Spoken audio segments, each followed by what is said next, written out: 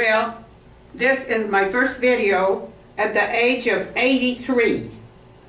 I had my birthday on Wednesday of this week, so I celebrated, and but I also got sort of upset, and I had to make some birthday resolutions. I didn't know. I thought those were New Year's resolutions. No, I had to do it on my birthday because I needed them. And my New Year or my birthday plan for 83 is I am seeking counseling. You didn't know that. I have called Magellan, that's the services for the mentally ill, and told them I was in crisis and I needed an appointment just as soon as possible. Well, they couldn't give me one till October, and I said, but they could see that I was in October? Well, yes, they said that's the first one they had, so there must be a lot of mentally distressed people here in Arizona. So I said, you gotta be but they could see that I was mentally distressed, and so they said, come down Monday for a standby. In other words, I guess some of them don't show up, and then if you have a standby appointment, then you can be seen. Wait a minute. So what you're trying to tell me is that some of these nutcases do not show up when they're supposed to show up? That is okay. And so then I told them that I'd had counseling early on after my diagnosis, after my disability was granted on the basis of chronic mental illness, since they could not figure out chronic fatigue. None of the doctors could agree on it. And so they said, well, would you go to a psychiatrist to check out to see if he thinks you're chronically, the problem was more like mental or whatever. And I said, whatever works. Because I knew I had too many doctors tell me they didn't even believe in chronic fatigue. I never heard of it. So, and I'm an MD. And they didn't know what caused it. And so, but I said, well, I could certainly, there's certainly a case for chronic mental illness. Now, people think there's a very bad connotation of mental illness. That means you're violent, you're raving, you hear voices, you're out of your mind, but actually there's mental illness because your nervous system has been so stressed and strained that it's gotten fragile. And so you start having symptoms like chronic fatigue was the most extreme because it affects me physically. I get weak. After so many crises, you just start getting... Well, I can understand that. The reason I can understand that is because I realized many, many years ago that I had something that nobody else would understand, and it was chronic work sucks syndrome. Oh, yeah.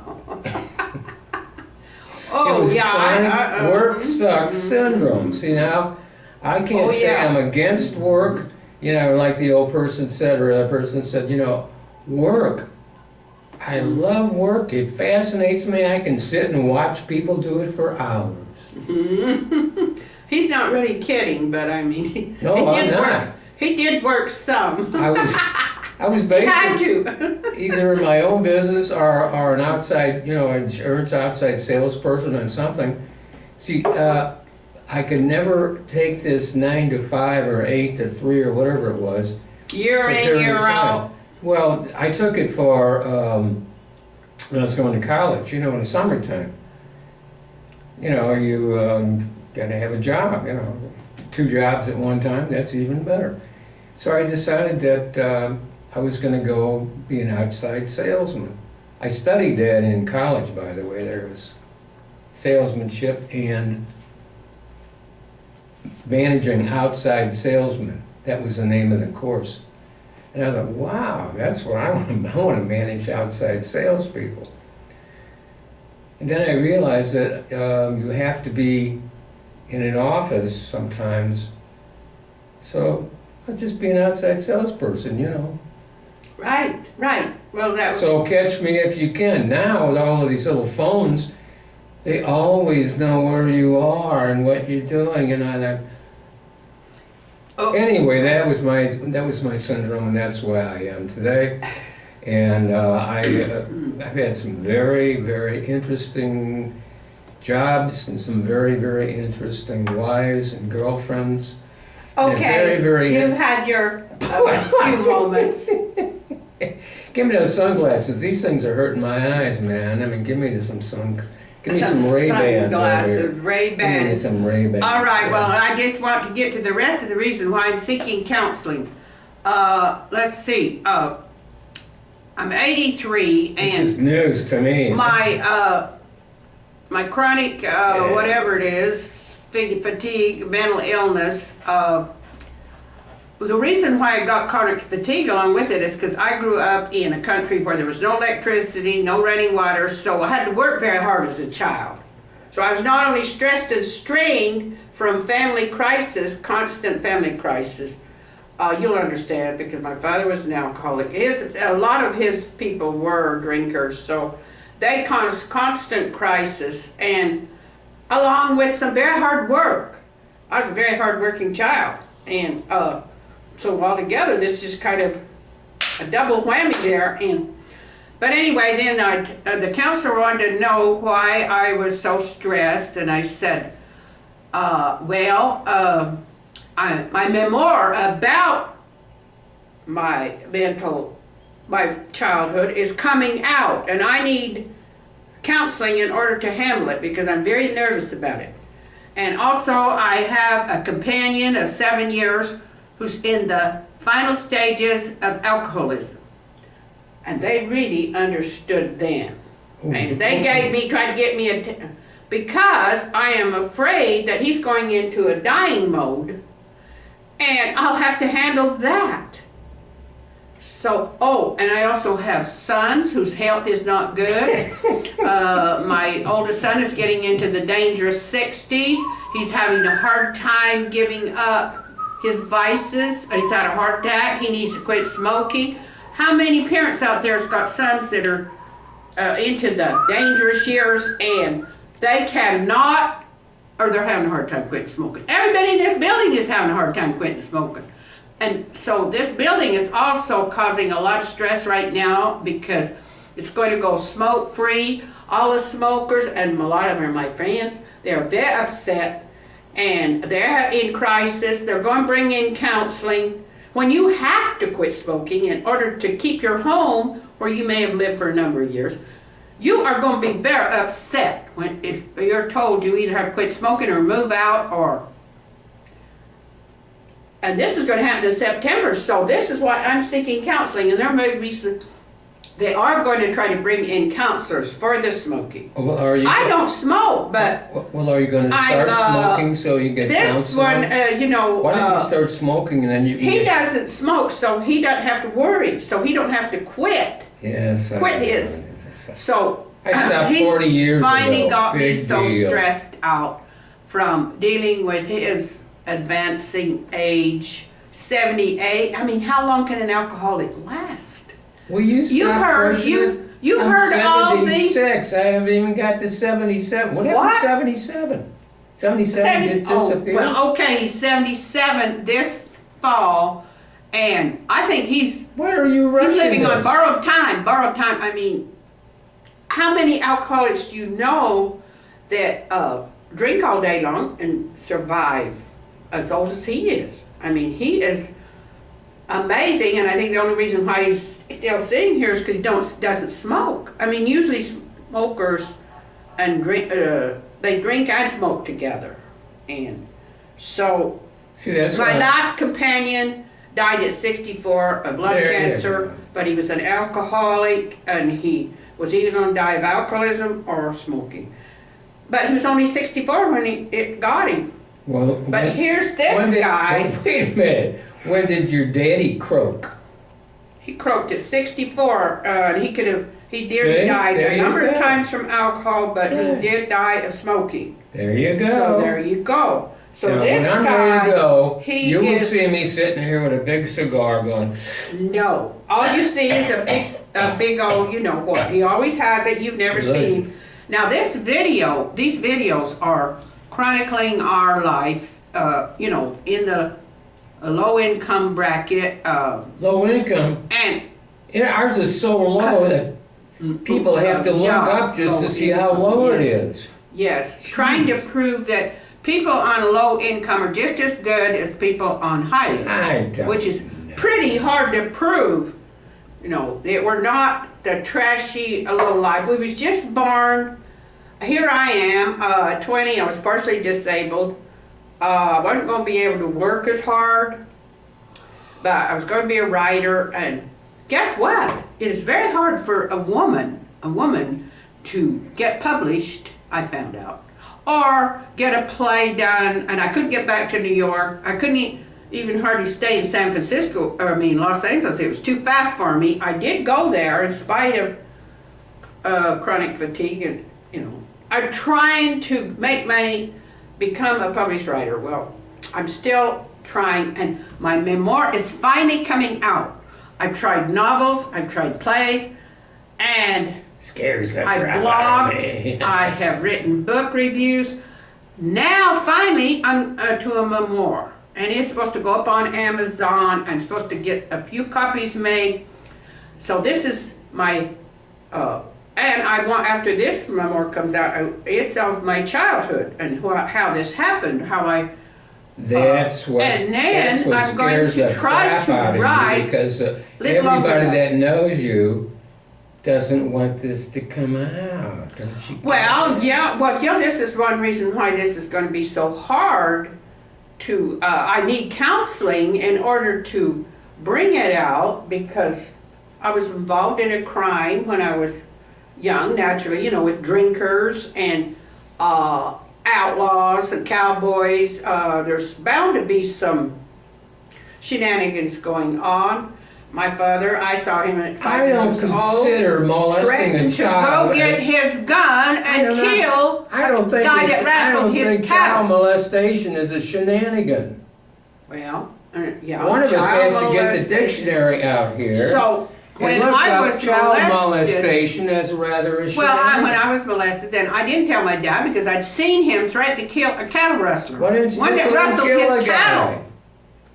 So I thought, oh, well, he's going to he's going to get his You don't gun have and any he law is up going to there. start trying to kill this guy. And No, he's not going to try to kill him. and He's either here's gonna the kill him or philosophy: he's you not. touch my daughter, you will Don't die. try to kill somebody. You will die.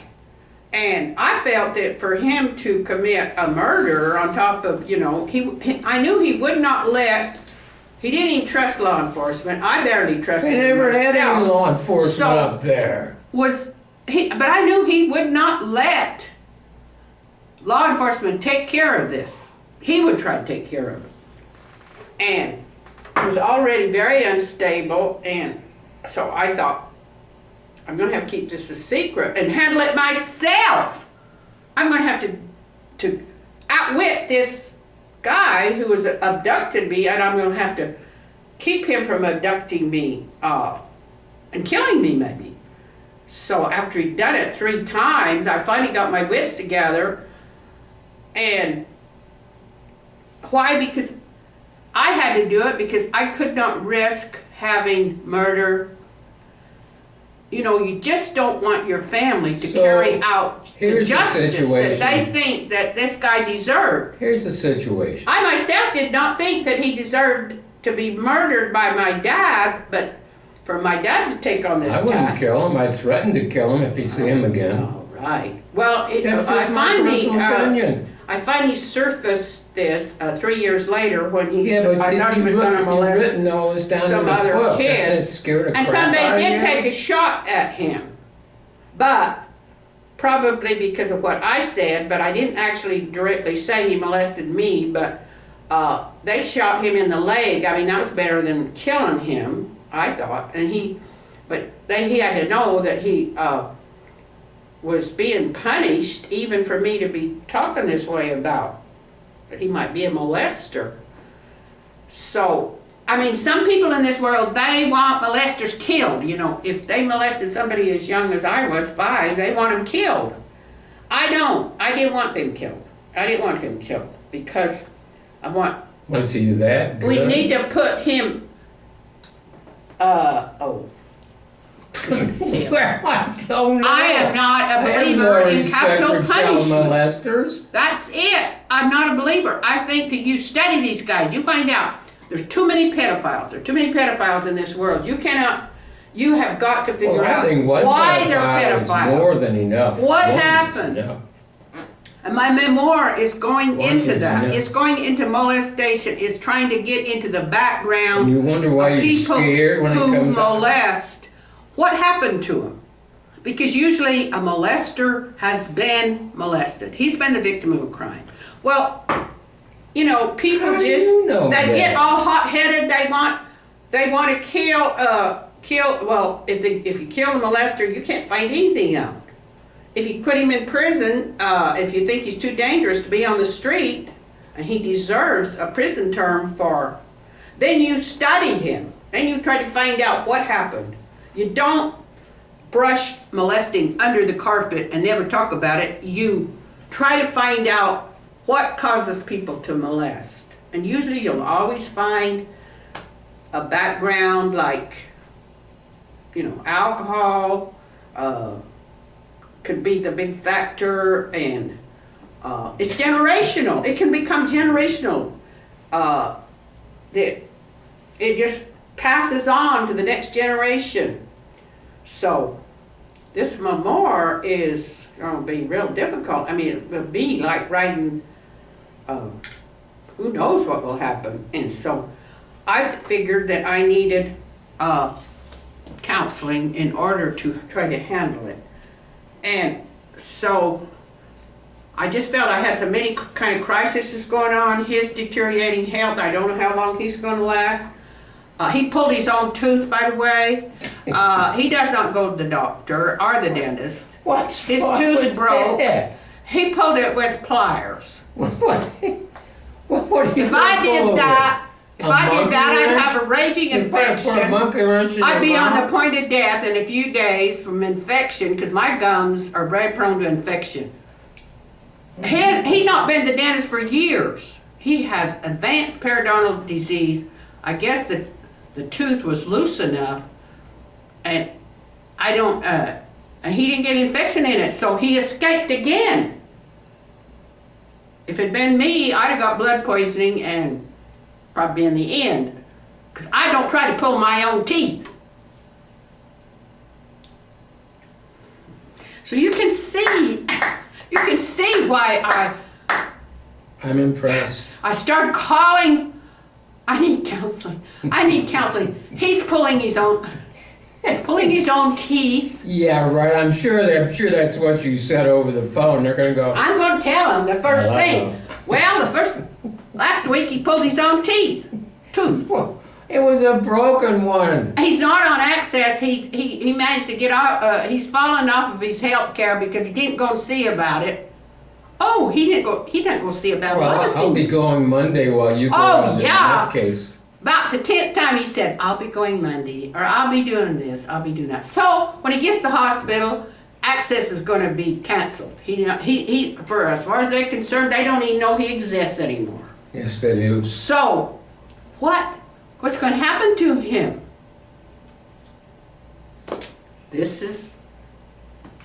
So anyway, I had to do something. I had to really do something. So What are you gonna title this one? my resolutions. No. Oh, what should I title it? I'm going to say it. So Chronic fatigue syndrome. Counseling. Stuck it to me. I need counseling. Is that what I should? No, nobody cares about that. You want a Oh. title that's gonna reach out and grab him by the Oh yeah, he gonads, likes right? racy titles. Well, no. He nobody thinks else up is a gonna title read for it. these videos, and then I say, I will not have that for my title. But I don't know what my title's going to be. Well, here's the title And you ought to also, get. there's been a big splurge in Here's the people title. doing videos. So our videos are just not quite, we're so long-winded, you know. This is a trait that I have of being a big talker and can't shut up, and we both. I just think if you want to get somebody to, you know, on. Okay, what's your title? I'm listening. The nutcase pulled his own tooth. Oh, okay. You're gonna get dentists in here. You're gonna get nuts. You got, you know, the nutcase pulled his own tooth. You'd be surprised how many hits you'll get on that. Enterprising. Oh yeah, I think that's a pretty good title. I'll consider it. Well, this is it. I'm sorry, but I've got to go. And he's told me I said I'm sorry too many times. Well, that's what women do. They're always, I'm sorry, I'm sorry. Well, I'm sorry And they're, that you're sorry. Bye.